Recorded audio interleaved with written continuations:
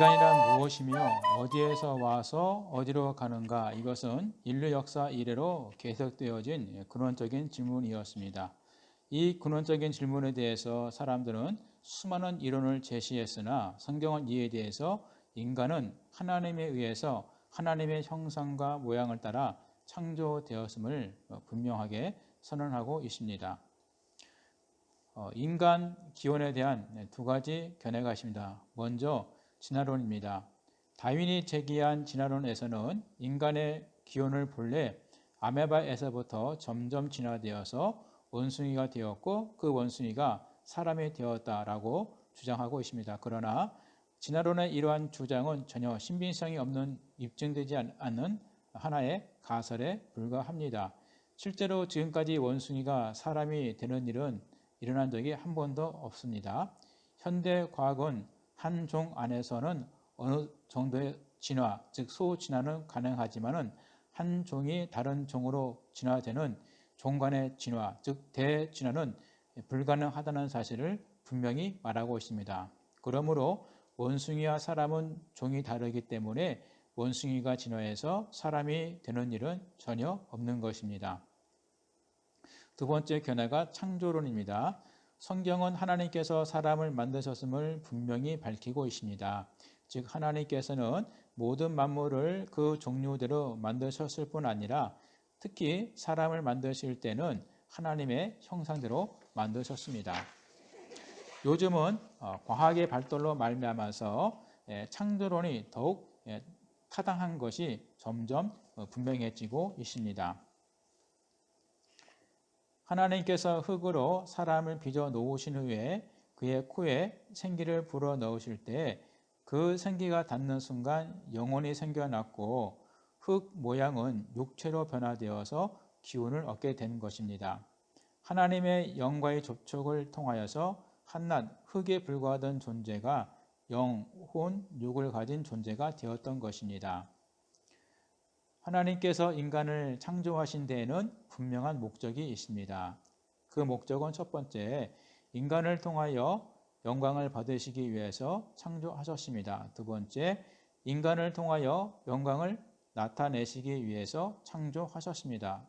세 번째, 인간과 사랑하시고 대화하시기 위해서, 즉 교제의 대상으로 인간을 창조하셨습니다. 하나님께서 인간을 창조하실 때 하나님과 인간과 세상 사이에는 독특한 관계를 형성하게 하셨습니다. 하나님은 인간의 창조자이십니다. 그러므로 인간은 하나님께 순종하며 하나님의 은혜 가운데 살아가야 합니다. 하나님께서는 이 세상을 창조하실 때 인간과 세상을 구별하여 지으셨습니다. 인간은 이 세상 모든 만물의 통치자로 만물은 인간의 다스림을 받는 존재로 지으신 것입니다. 따라서 인간은 이 세상 만물을 지배하고 다스려야 합니다. 따라서 이 세상의 중심은 인간이며 인간 삶의 중심은 하나님이십니다. 인간은 하나님의 형상을 따라 창조되었습니다. 이 하나님의 형상이란 육적인 형상이 아니라 영적인 형상을 뜻하고 있습니다. 즉 하나님의 속성을 가진 인간은 몇 가지 하나님의 영적인 속성을 가지고 있습니다. 첫 번째, 하나님과 대화할 수 있는 영적인 속성을 가졌습니다. 두 번째, 옳고 그름을 판단할 수 있는 도덕적인 속성을 가졌습니다. 세 번째, 사물에 대해서 추리하고 반성할 수 있는 지성적인 속성을 가졌습니다. 네 번째, 만물을 다스릴 수 있는 다스림의 속성을 가졌습니다. 이렇게 인간이 하나님에 의해서 지음받은 피조물이라는 것은 또 다음과 같은 의미를 가지고 있습니다. 먼저 하나님으로부터 지음받은 인간은 하나님을 위하여 하나님 앞에서 살아야 합니다. 하나님은 창조주시고 인간은 피조물입니다. 이는 하나님과 인간이 서로 다른 존재임을 분명히 뜻하는 것입니다.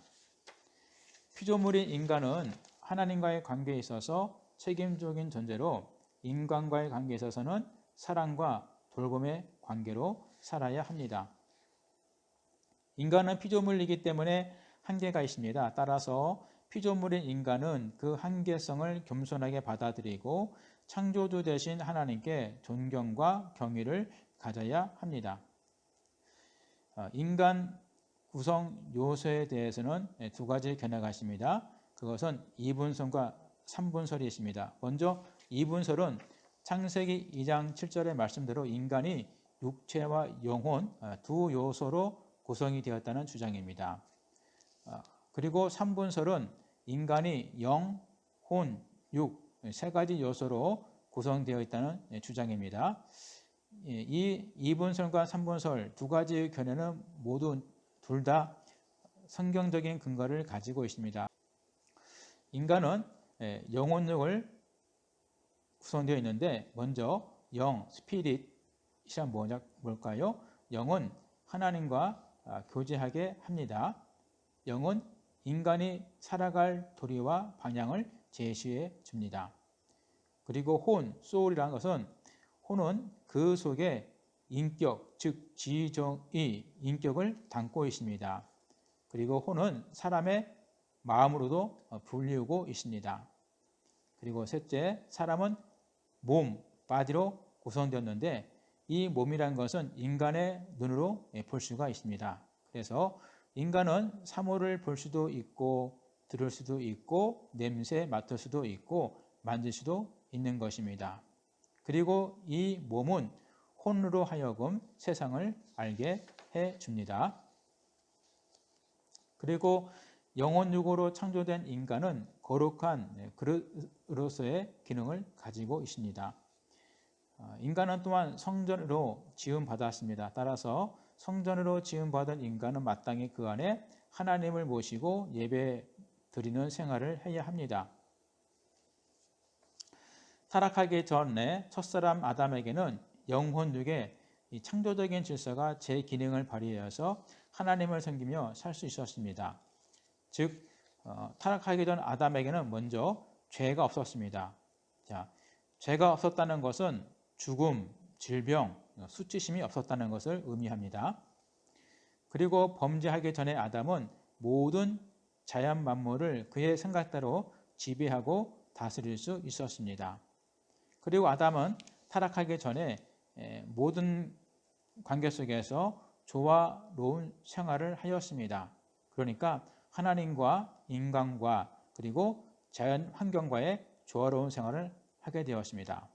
그래서 우리도 예수님으로 말미암아서 거듭나고 새로운 피조물이 되면은 타락하기 이전에 아담과 같은 이 세 가지 모양으로 회복될 수가 있는 것입니다.